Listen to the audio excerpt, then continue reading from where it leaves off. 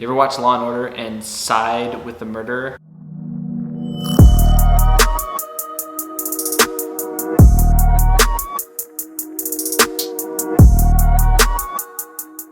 So as we look at verse 11 of chapter 2, as we continue talking about the life of Moses, we see this huge section of his life just kind of zoomed past. We go from a child in the weeds being saved by Pharaoh's daughter to this grown young man.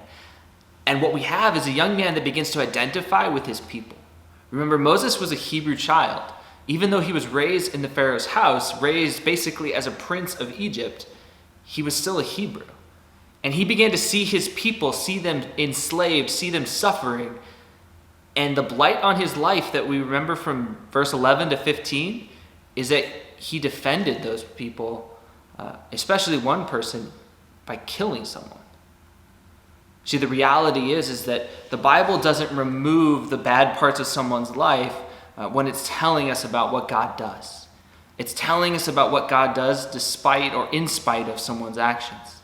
And when we look at this section in chapter 2, it's easy for us to gloss over, to neglect it.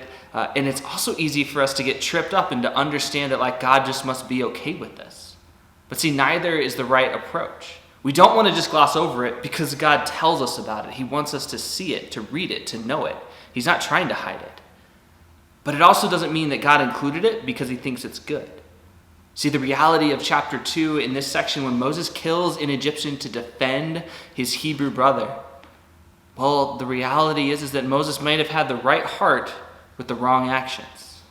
What Moses saw was someone beating a slave near to death. And in him, he saw this, in him, this stirred this desire to defend the person that he saw, this victim.